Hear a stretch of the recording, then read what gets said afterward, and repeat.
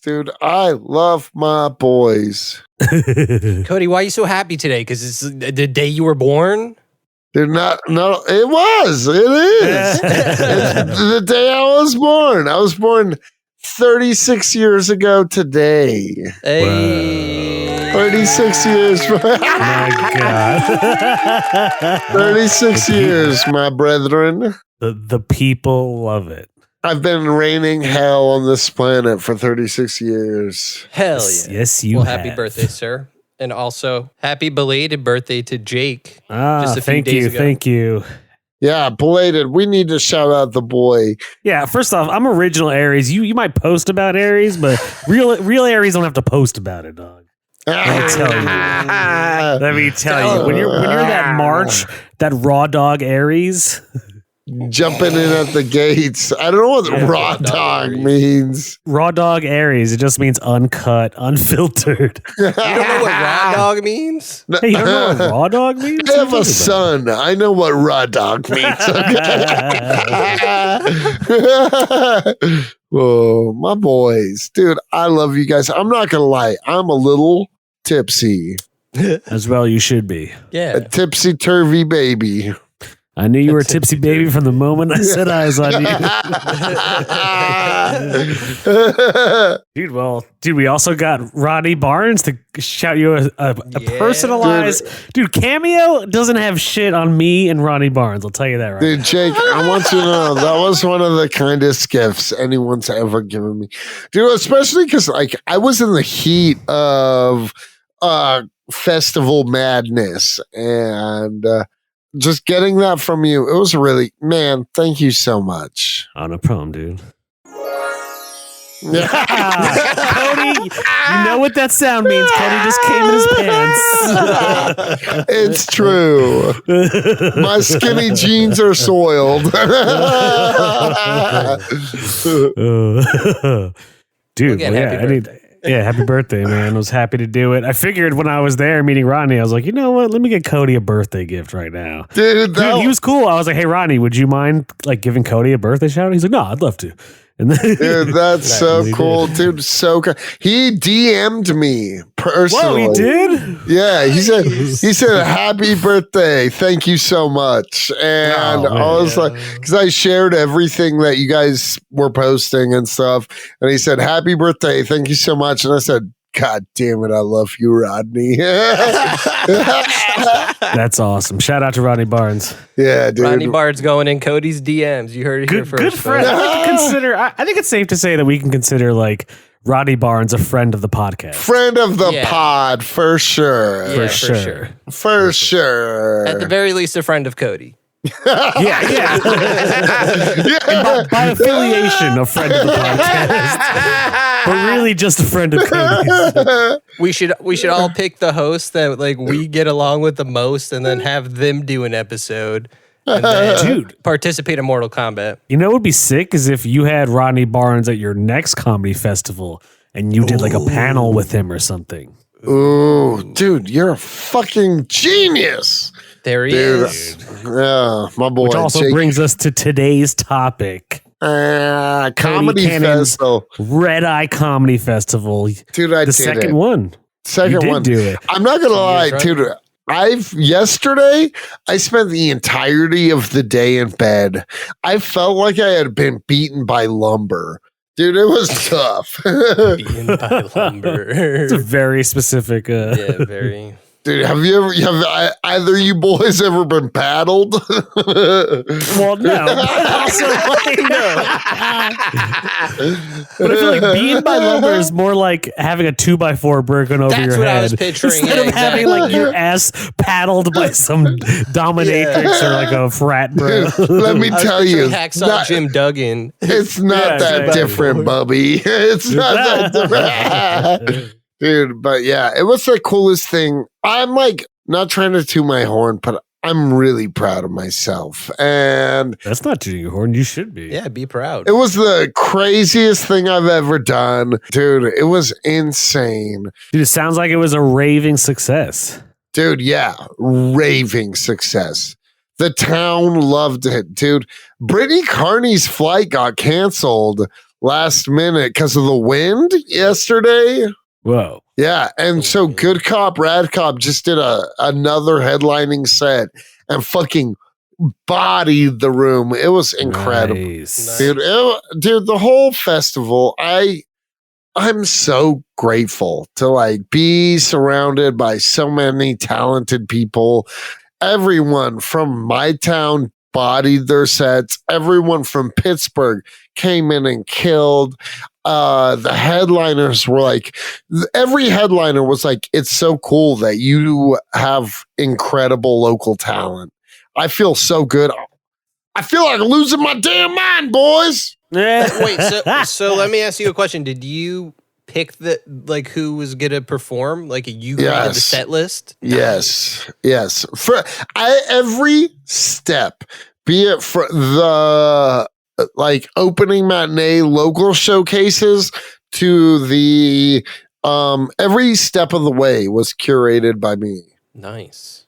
That's amazing, dude. Dude, it was incredible. It takes a lot of organization and planning and I want you to know I've shit never that been... I don't honestly notoriously know you for, but like, it seems like I'm glad Jake said it that way. Yeah, but it's impressive because it's almost like Rain Man style. You just somehow pulled off a 3-day comedy festival. Dude, I want you to know I blew my load. That's all I got in me. That's all I got, man. You're like, I'm going to be retarded for the rest of the year. Facts. It's true. Everyone has to make their plans around me. I can't do anymore. Oh, that's a big change. I hate you, Jake. Get him, Jake. Get him. No, I'm just kidding. You. No, it is awesome, dude. You pulled it off. And it sounds like even just... Dude, honestly, I'm so grateful. Dude, I had comedians from all over the country thanking me. So High Plains Comedy Festival is one of like the biggest the biggest independent comedy fests of the year.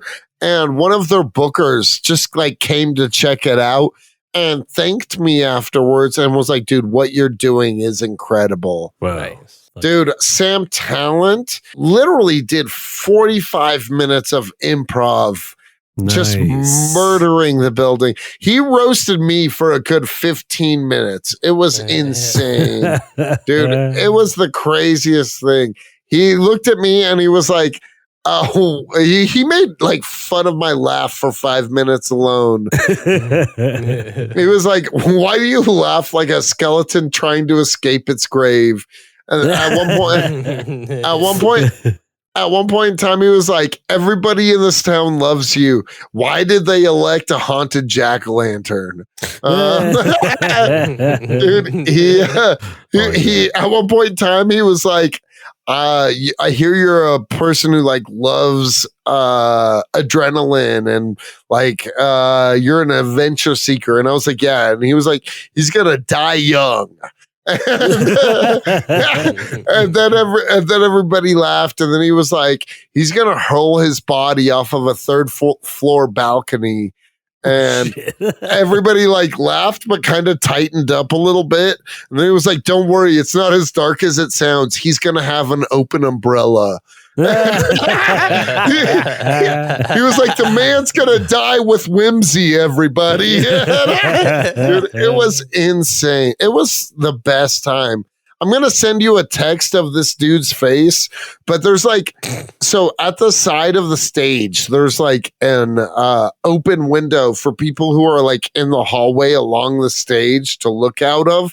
And he looked at this young comedian. He was like, you scared the shit out of me. He was like, you look like a pie trying to steal itself. It was That's actually good. I like that. Dude, I'm really honored. I'm honored to be like, and dude, it felt good. It was so fun. Everybody had so much fun. Good Cop, Rad Cop, the Atlanta-based musical act that I had for this fest, fucking murdered, dude. They're so good. Dude, so good. What kind of music are they? Literally, so they do covers. and they're like, you know what would make, you know who likes covers song, what's the word I'm trying to think of? What's a mock song? Give me a parody song. Parody, yeah, parody song? He was like, you know who likes parodies? Nobody. If you're not Weird Al, you can't do parodies. So they were like, instead of like trying to make parodies people liked, they're like, let's just double down on the stupid. And it's incredible. Dude, they're incredible. They do a song. They start out like one of the earlier songs in the sets. They'll do Wonderwall, but they'll be like, just to like reintegrate, instead of saying Wonderwall, they're like, we're gonna shave our dick and balls, and they do that over and over throughout the set, and that's like, it's so stupid it works. They do a cover of Hotel California, but instead of Hotel California, they say the motel where my dad lives. And it's incredible. It's incredible, dude. They're my boys. Ryan Darling, deserving of the name. Sweetie, God damn it. I'm drunk. He's so drunk he can't speak. Dude, yeah, it's almost like when he's not drunk, but just a little different. Fuck you, Anthony! But dude, Anthony just flamed. I do want to say, you guys, I love you both so much. Next year, we're doing the kickoff show. Comics and Chronic Live is going to be the Thursday headliner. We're going to do it. Okay, I'm down. You heard that, Eddie Pepitone? We're taking your spot. Oh, yeah, dude. How did Eddie Pepitone? Yeah. Dude, what's hilarious is there were 6 coal miners in his audience, and he walked them because he was shitting on people like strip mining and stuff. It was so funny. It was so funny. He was roasting. He was like, you guys rip your mountains down and put up shitty coffee shops and stuff like that. And just like it was, Eddie Pepitone's humor. It's very, why are we this way? He was like, a barista is French for we have no more manufacturing in our country. It was so, dude, it was so funny. And these 6 coal miners walked out of his set. They came to the show. They watched the entire show. But when he was roasting everybody for stripping the mines, which it was like very mild, it wasn't offensive at all. You know what I mean? But they walked out and were like, fuck this guy, and got in their Jeep Cherokee, which was covered in Friends of Coal stickers, and peeled out of the parking lot. Oh, shit. Dude, but it was awesome. Dude, Eddie Pepitone was a legend. He was incredible. We got to get Eddie Pepitone in the live action adaptation of Red Fork somehow. Ooh. Oh, dude, Eddie Pepitone as, what was the fucking ginger who was insane? Oh, Gallo Glass. Yeah, Gallo Glass. Eddie Pepitone is Eddie Pepitone is Gallo Glass. Let's do it. Dude. But dude, it was incredible. Sam Tallent put on, like, honestly, one of the best nights of comedy. It was insane. He spent like 30, 45 minutes ripping on just improvising. It was one of the coolest things I've ever seen. It was wild. He was ripping on people in the audience. Dude, the comedian that opened for him is like a friend of mine. The gentleman I opened for in Indianapolis was who featured for Sam on this festival. And he decided to make fun of his character for the whole set. He was like, at one point in time, he was like, Shannon Norman is this guy's name. And he was like, yeah, he asked everyone speaking of which, what's your all's favorite Girl Scout cookie? Ooh. The Samoas. Oh, that's a good one. That was also a common answer the other night. Samoas are my favorite. I think my favorites they're like chocolate. They're chocolate covered. No, I hate Thin Mints actually. Tagalongs, peanut butter. Tagalongs, that's what they're called. I love tagalongs. Yeah, that's my choice. Tagalongs, fuck, dude. Tagalongs, fuck. So what's hilarious, Sam, dude, he was talking to the audience, just like being like, what's your favorite snack? What's your favorite Girl Scout cookie? There was this dude in the front row who was like, he had to be mildly tripping because he was like cheesing from ear to ear, but he could not answer a single question. And so Sam looked at him after asking like 4 or 5 different questions. And he was like, what's your favorite Girl Scout cookie? He's like, I know you've had a hard time. There's no wrong answer here. Just what's your favorite Girl Scout cookie? And the dude was like chocolate chip. And he was like, turns out there is a wrong answer. It's the one that doesn't exist. It's the one that doesn't exist. He was like, I promise I'll never talk to you again. And then, dude, but so the comedian who featured for him is a good friend of mine. And so for some reason, Sam decided to like mockingly take down his character the whole set. And he was like, yeah, he was like, I looked at Shannon and was like, Shannon, what do you think it is about Girl Scout cookies that like they can only sell for sell weeks, but be like a multi-billion-dollar industry? And he was like, and Shannon Norman, that's his full name. Shannon Norman looked at me and was like, sex sells. Dude,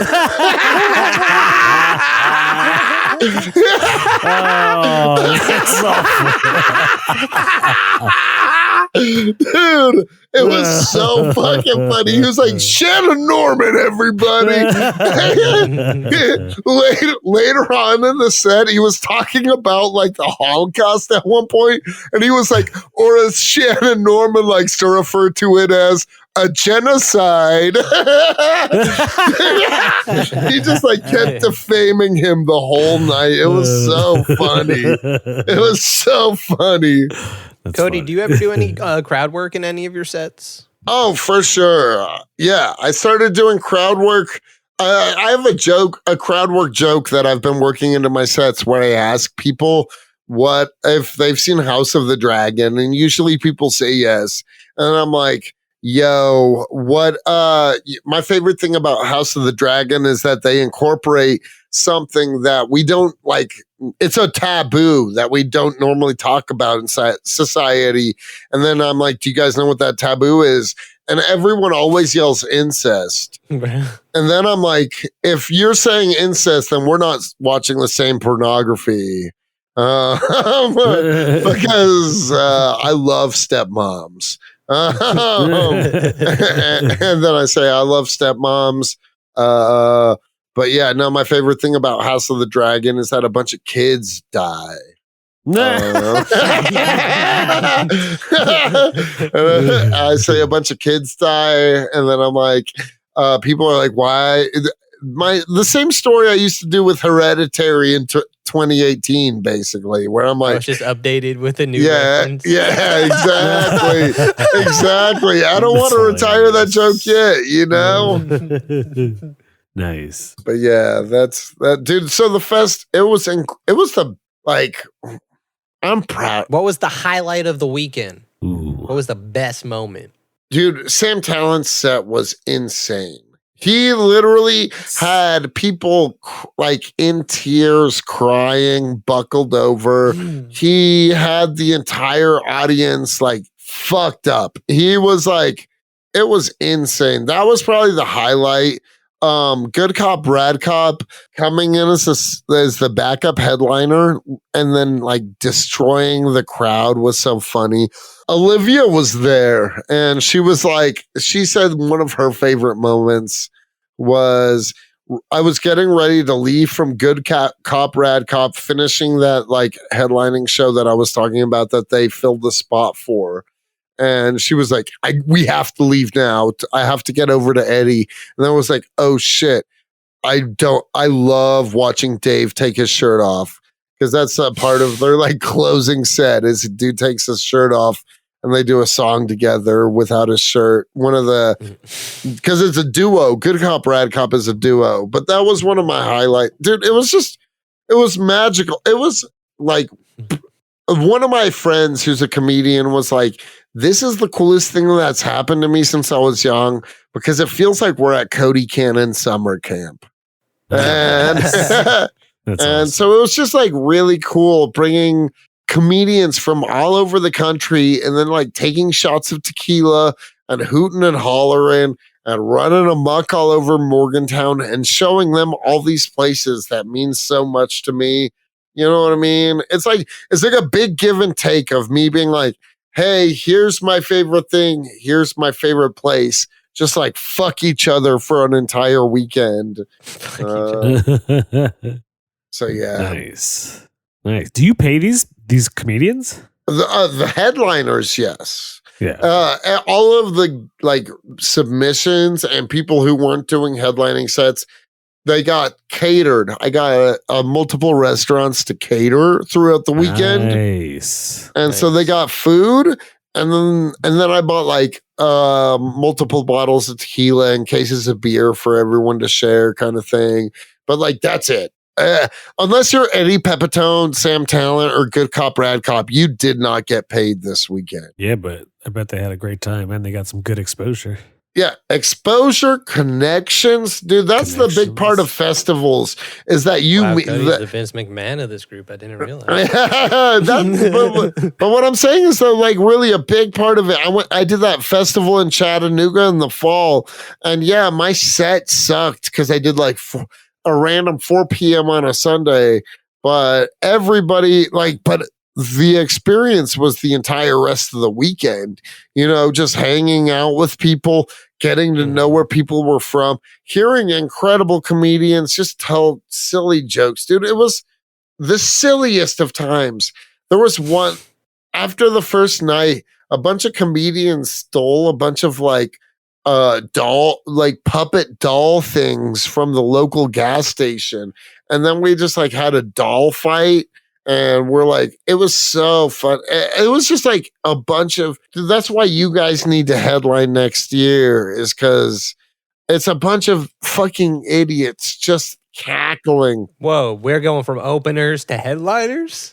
Okay. No, if we do Good Cop, Rad Cop Live next year, we're going to be the Thursday night kickoff headliner. Nice. Okay. I'm there for it. Plain and simple. I booked the fest. I deserve the spotlight. You know what I mean? And I also I actively try to not make it about me. You know what I mean? So if I have, so if I have a couple shows where I get to showcase my talent, then I put in the work. You know what I'm saying? Hell yeah, you do. And honestly, what it feels like is you.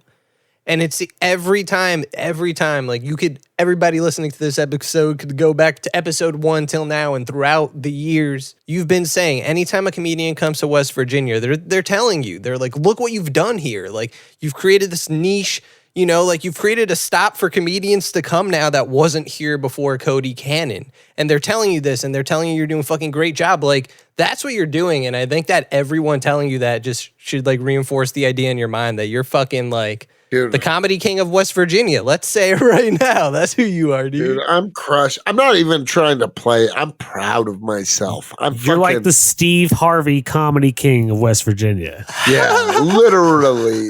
Yeah. Literally, dude. I'm walking down the streets and people are yelling my name, I'm the mayor of West Virginia. Dude, Cody, why don't you submit for comedy festivals for you to perform in? Oh, I'm actually doing 2 shows at a comedy festival in Pennsylvania next month that I submitted for last month. Nice. Yeah, I got booked for 2 shows. One of them I'm getting a free tattoo, and I'm going to see if they can put a joint on me for Comics and Chronic. Because it has to be simple, because it's only going to be a 15 to 20 minute set. So it has to be a basic tattoo. Oh, you do the set while you're getting a tattoo? Yes. Oh, what? That's crazy. Yes. I got booked for that show, and they were like, awesome. Yeah. And so I'm so excited to do it. But I mean, what are those big ones people do in Toronto? You like got the one in Just for San Laughs Francisco, and like stuff. Just for Laughs. Yeah. You got Edinburgh. Everyone always talks about Edinburgh. Okay, okay. So Yucks or whatever. Here's the thing.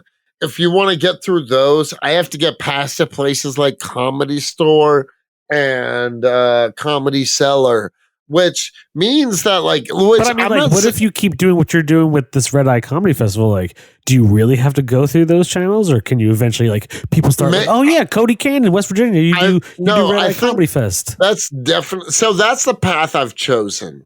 Instead of choosing to grind up through a major metropolitan comedy thing, I'm instead choosing to bring people to my city and then behave like a lunatic and be like, everyone have the important people be like, everyone should love this man. And that's going to be my into comedy festivals. Nice. I dig it. Dude, it's the only way it's the way most authentic to me. You know what I mean? I'm not the kind of guy to be submitting applications, you know? If there's paperwork involved, count Cody Cannon out. Yeah, seriously. There's paperwork involved. Nice. Oh. Cody's never selling his soul to Satan because he'd have to sign a He's contract. I'm sorry, I can't. I don't got time for this right now. I was on board until I saw the paperwork that I had to do. Sorry, It's like, dude, I need one signature. He's like, sorry, man. I don't even have a pen right now. Yeah. But yeah, dude, I don't know. Comedy feels good. I feel good about comedy. And that's why, literally next year, boys, we're going to be the Thursday night headliners. We're going to fucking do a live comics and chronic to kick it off. Nice. I'm there for it. Let's do it. Dude, next year, so you want me to tell you my dream? Last year, my dream was Joe Pera, and I didn't get him. But do you want me to tell you who I'm hoping to get for next year? Yeah. What's a dream, realistic, within reach dream lineup you can get for next year? I think it's realistic, but also only because of how hard I've been working.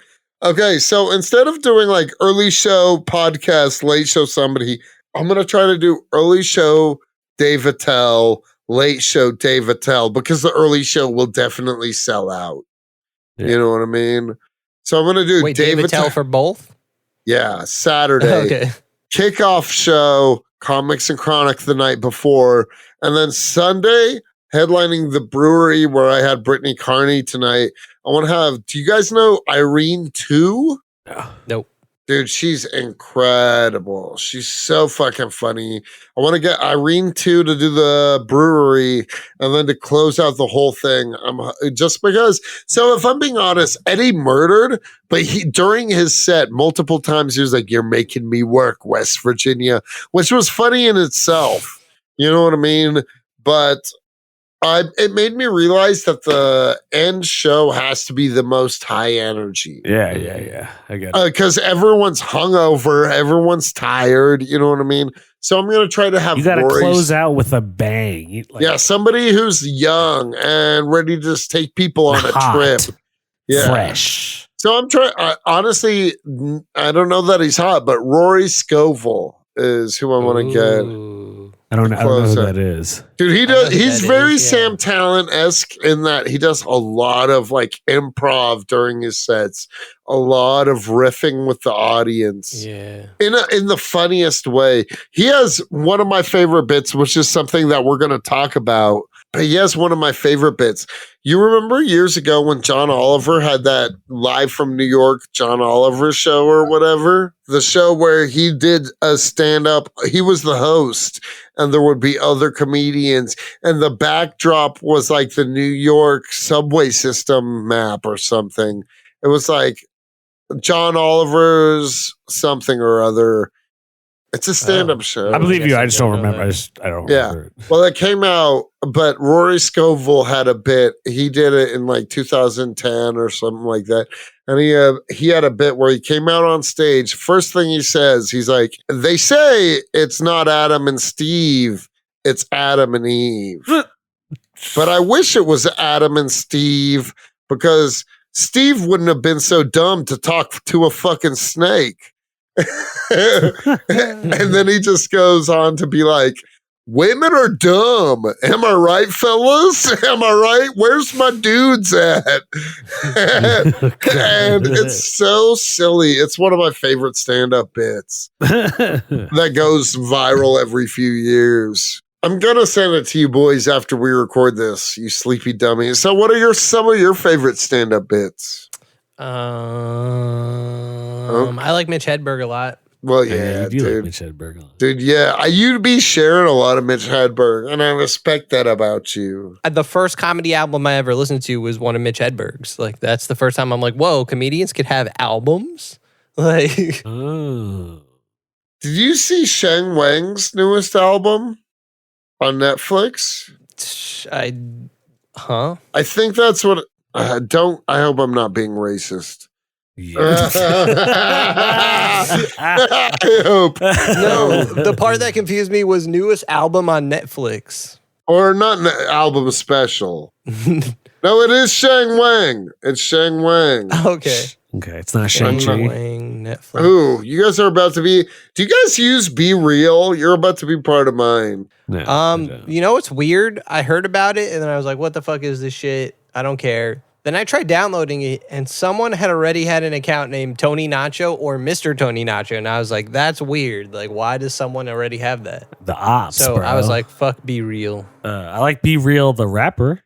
Yeah, Shout this out to is not Cypress Hill. BeReal, the rapper. What's up with But your camera, Cody? Because it says BeReal. He has to take a picture of exactly what's happening right now. Okay, we're back. I don't know how BeReal works. At any point, you get like a notification and it's like, take a picture, and it's going to take like a selfie camera picture, and both the cameras are going to take a picture. So. It'll randomly just notify you and be like, yo, take a picture now. Yeah, exactly. What? That's so... But yours is going to be different than Cody's. That's kind of interesting. Yeah, it's kind of the whole point is like, it's not like Instagram where every photograph is like curated and catered. And, it's like, What are you doing in this moment? It's like, how can you be real? And like, if you delete your picture, it'll tell people how many times you deleted it before you send it to the, you know what I mean? That's funny. Dude, my Instagram is a reflection of what I'm like in real life, dude. Magneto. Cool, swagged out. Hasn't posted in months. Your Instagram is swagged out? In what way? Explain that to me. Yeah. Pure.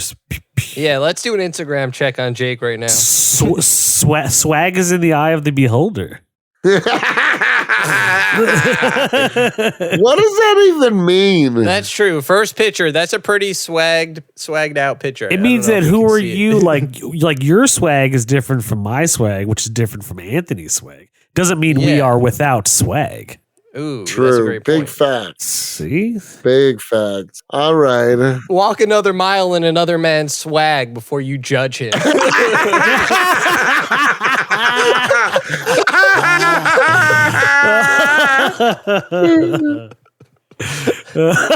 That's a great quote. Well, I was going off of your swag is in the eye of the beholder. Swag is in the walk a mile in another man's swag.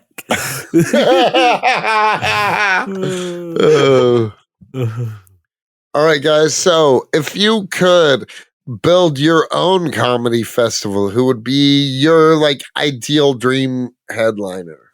Anyone dream going to be headliner? dead people or what? Yeah. Let's talk about people alive. Okay. So I don't know, dude, I'll be honest, just going into earlier, you had asked who are some of your favorite comics, what are some of your favorite bits. I didn't grow up being a huge fan of stand-up. I'm not a fan of it, but when we went to ACI, I wasn't doing it because, you know what, my whole life I've always wanted to be a stand-up comedian. I've always looked up to this person, I was just the funny guy, so I was like, I want to try it. So I'm not that crazy. I've never been that balls deep into stand-up comedy. not that I didn't watch it, but I'm I can't call myself a stand-up nerd it's or so aficionado. Dude, it's crazy because I think that's what led me into comedy, was being such a nerd about it. I grew up loving guys like Mitch Hedberg, Lewis Black, Greg Giraldo, Ralphie May, Dave Chappelle in his prime, not in his transphobic era. You know what I mean? Like those were the people I loved. Yeah, I used to watch Comedy Central every day. Every single day. I literally, when you guys remember when like that transition period when cable was making the transition from like streaming to from cable to streaming, and it gave you lots of like video on demand channels and stuff.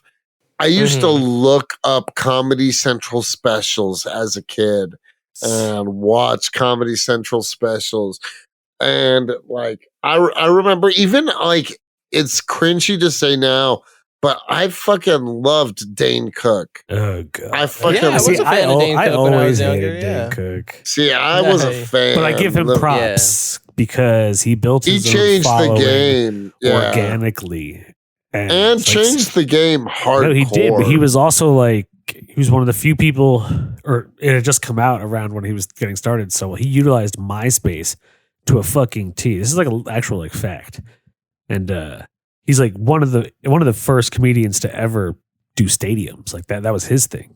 Yeah, doing arenas and shit. You know what I mean? Like Madison Square Garden. Like concerts had been there, but never like comedians doing whole ass fucking 80,000 seat arenas. Really? There's no other comedians doing MSG concerts before Dane Cook? That's depressing. I don't think like how Dane Cook was doing it. Dane Cook was at a point where like he was like his tour was arena after arena after arena. Yeah. Oh, like Dane the super finger shit. Like it was like the super finger tour. The Sufi. Shit. Yeah. Sufi.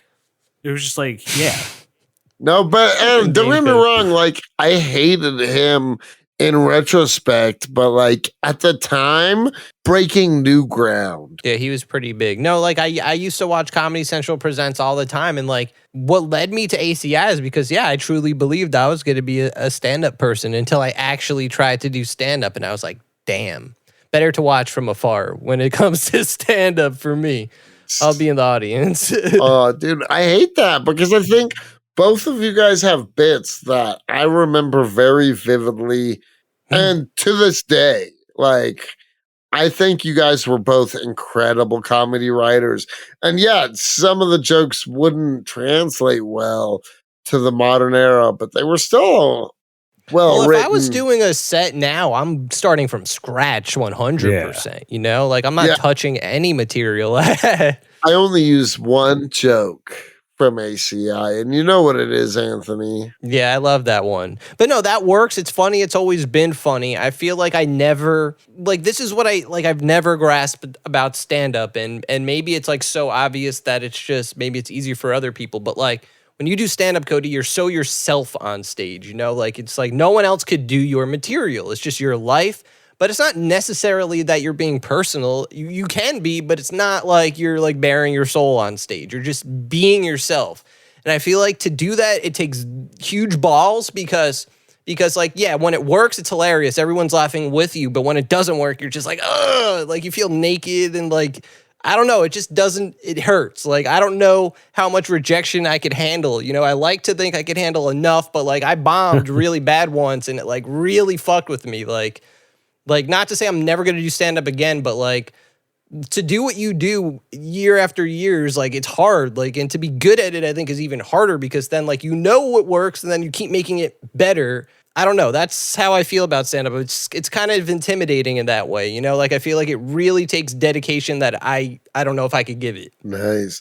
It's crazy to think that, or to hear that, because, like, on the flip side, I feel like Jake will pick up and drop standoff at the drop of a hat. Well, that's Jake. Yeah, Jake. That's just for me. Jake. Like, what is your take on the stand-up game?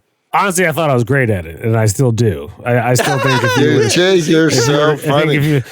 I'm not gonna lie. Like, I know that sounds like cocky and confident, but like I've had shit that bombed, but like I'm always writing. Like to this day, I have a shit ton of notes both in my phone and a notebook that I can. I just sat down with and tweaked. I'm not gonna lie, but like me, like if you were to be like, "Hey, do a 10-minute set right now," I'd be like, "All right, I bet I'll do it." Yeah, I believe that And like me and Jake have met, and like I have material, yes, but I'm afraid to go back on stage to ever try it. That's the difference, I guess. Yeah, but so Jake has a joke that to this day I will stand by as one of my favorite most relatable bits in comedy. And it's the one where he's like, Grizzly Bear is the mascot for Charmin. That's like the dumbest joke I have. Dude, it's so fucking stupid, but it's so fucking the fact that you're just like, it can't handle a $5 foot long from Subway. And that's, dude, it's so accurate. You know what I mean? Because Charmin also is a mediocre. What do you guys? I hate Charmin as a toilet paper. I'm not gonna lie, I buy a Charmin heavy. Yeah, what's wrong with Charmin? Like what? It'd be flaky. It'd be leaving dingleberries behind. It's Dude, that's Then on what's you. your toilet You gotta paper get choice? thorough Yeah. in that ass. Yeah, get like no. See, I'm an Angel Soft guy. So Angel Soft. That's yeah, Angel Soft. what are we making, a pizza pie back there? I don't need little shredded Parmesan cheese looking paper bits around my butthole. That happens to me with fucking Charmin, not Angel Really? Soft. Yeah. Angel Soft be sticking around with me, man. It takes care of me. I do Angel Soft. Here's my trick. Angel Soft 2 wipes. here's the trick to wiping your ass. 2 wipes. Angel Soft 2 wipes. 1 wipe, wet wipe, like to really clean that butt out. You know what I Yeah, mean? you always Like, gotta get the wet wipes. Yeah, so in that case, who cares? so what kind 2 of toilet Angel paper? Softs, 2 Angel Softs, 1 wet wipe, 1 Angel Soft. And then that's the perfect butthole, man. My only complaint with toilet paper is if it's like really thin and cheap. Like then that, like, fuck that. that then. one sheet bullshit. Yeah, Oh, nah, dude, I don't fuck yo. with that. Yo, I don't fuck with that, man. You get a lot of that when you're touring because gas stations often will only have 1 sheet. And then also, your poorest friends have 1 sheet. And it's so sad. You're like, dude, I'll give you the extra 69 Yeah, like my cents. God, you can't spend extra Take fucking care of dollar, yourself. you peasant. Take care of Jesus. yourself. It's Like, the don't We only have one life to live. Treat your butthole properly. base level of hygiene is just to wipe your ass at the least. Dude, no, I'll be honest. Okay, like it's not something that motivates me, but I think like I would still be good at it. I think I would do well if I pursued it as consistently as others do. But I'm just not like, I do like it. Like once I do it, I always have fun. But I kind of like, I don't know. I like sketches. I like improv. I like acting. And even like my shit when I would get up on stage, less so like when I came out here, but it was like a caricature of myself. It wasn't like, it wasn't like how Cody is Cody. It was like my warped perspective of a hyper Jake. Yeah. Because like I am Hyper like, Jake. yeah, because I'm more like I grew up doing theater. Hyper Jake is the equivalent of Reverse Flash for the Exactly. podcast. Like because I grew up doing theater, the more like performy of things is appealing to me than just being like, yeah, so I went to the dentist the other day. And they're like, I'm not knocking that. I'm just saying like that's not me. I am like a showman with a top hat and a cane and like Ringling Hello, Brothers my style baby. shit. Hello, Like, my darling. I'm not the fucking Warner Brothers frog. What the fuck? I do get it though. I get it. You know what I mean? Like I'm just more like that, and sometimes that translates well in stand-up comedy, and sometimes it doesn't. Mm-hmm. Over the years now, like now I should actually build like a set and just start going up because my friend has asked me recently. He's like, "You want to come up with me? I'm going up every Friday." I was like, "Shit, maybe I'll get back into it." Dude, I just you boys are both funny as fuck. I encourage it. dude, But I did only it a lot because- after ACI. I did it for like a solid year and a half in New York. And Yeah, I did it for a little while after ACI as well until I bombed. like I dug it. See, I didn't. That's what's crazy is I left New York to go be with my kid, and then I didn't do it. I did like that one show when I got when I drove that chick who was giving me a head into the guardrail. And do you remember that? Jake remembers. I remember that. Dude, I was doing shows. That was the same night. That was the same night we were wasted and told the entire audience that we became best friends during a threesome.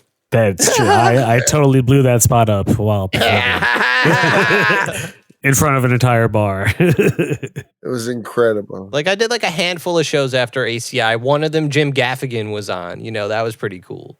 I did a bunch. One I did at the Broadway Comedy Club, and I was on RoxyContin at the time. And what does that mean?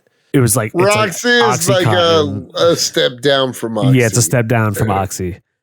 Damn, how was that set? Dude, it was terrible. Like absolutely terrible. I did terrible as well. It got a terrible response, dude. The worst part is I'm with like 5 of my goonish friends at the time. For whatever reason, we were all into Roxy's, so we were just despicable from jump. So, like straight up. And dude, like it was just a bad set. But I bombed, but it was like the audience was also kind of like white trash and fucked up, so they didn't give too much of a shit. But I wasn't like cracking people up; they were just like too dumb. Like I bombed, but I should have bombed more. I feel like. Yeah, that makes sense. I get that. But I think like they were just as fucked up as I was, so they didn't know what good comedy was, and it damn sure wasn't me. Yeah, like performing is so alien to me, I guess. Like, you know, like I get why Cody's good at stand up. I get like why you'd rather like perform, and like I'd rather write it. I'd rather give you the words to perform or like write someone else's stand up if it somehow worked for them, you know, like I would rather that. I would almost someone else write stand up for me and then me perform. Ah, interesting. Maybe we got to work on something. Dude, that's why we're the three amigos.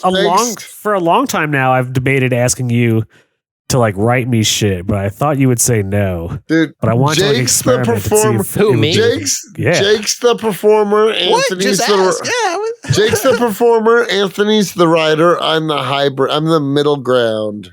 Yeah. Like we all have our strengths. It's not like we can't do the other things. Obviously, you're writing shit, Cody. You know, we're all writing shit, you know?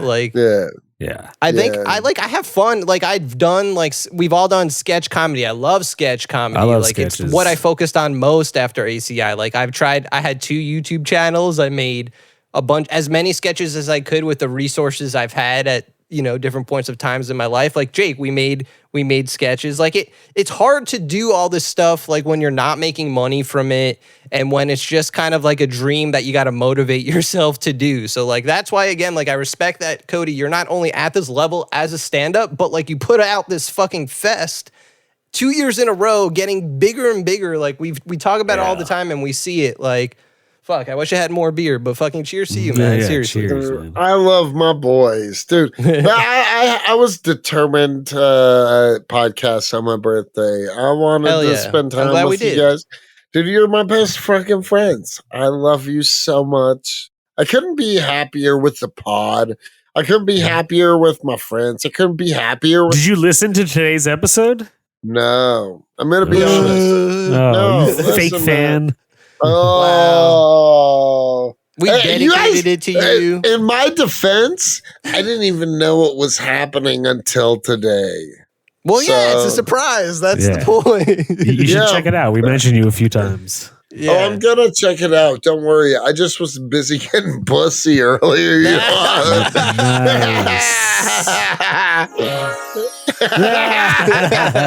it one more time for the people. Yeah, dude. That's how many times I came today. That's what we like to hear. Well, I feel like on that note. Wait, how many Joe Pesci's are you giving your pussy? Yeah. Not even the fest. I was going to say the comedy festival. I don't care about the comedy fest. I want to hear how many Joe Pesci's the pussy gets. 6. Dude, that pussy was fire. That pussy was incredible. Nice. Top notch. That's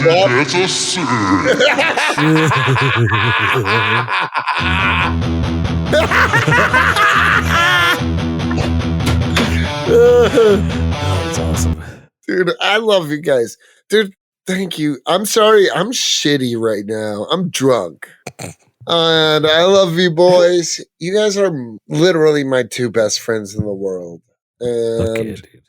dude, Yeah, you my heard that here life first, folks. my life wouldn't be what it is today without either of you. Nice. That's like not even a question. I'm so grateful for you boys. Here's to you guys. Happy birthday to me. How many Joe Pesci's are you giving Red Eye Comedy Festival?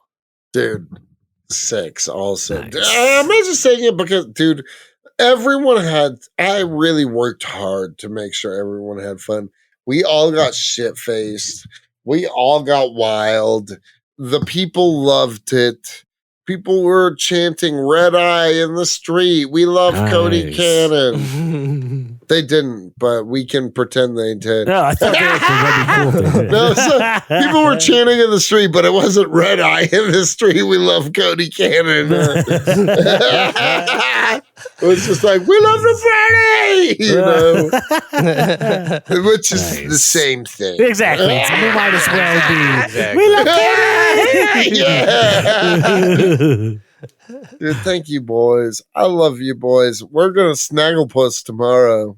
Yeah, we're gonna get Snagglepuss What time? stuff. Oh, wait. What time? Same time. Same time, same place. We'll talk when we get off. I might have to change that. Snagglepussy. Snagglepuss keeps getting pushed, folks. Snaggle pushed. You've been Snagglepussed. I've been Snagglepushed. Nice. No. Well, we never did is welcome to Comics and Chronic, everyone. Today is a special Cody Cannon actual birthday edition. We are recording on his birthday, so happy birthday to Cody Cannon. And we're talking. No, he didn't listen to the birthday episode that we did record. No, he's a piece him. of shit. I still love him. We're talking about Red Eye Comedy Festival, Cody Cannon's very own Appalachian-based comedy festival. I love you, boys. I love you, boys, so much. I'll see you tomorrow. Yeah, we love All right, Cody. dogs. All right. Comics and Chronic for life. For life. Dude, thank you guys so much. I'm drunk. Hi, you're listening to Comics and Chronic, and I'm Jake FH. I'm Cody Cannon. And I'm Anthony Iannaccio. And you can tune in every Thursday to hear new episodes of Comics and Chronic. And make sure to follow us on Instagram and Twitter at Comics and Chronic. That's Comics, the letter N, Chronic. We'll see you guys next week. Woo! Peace.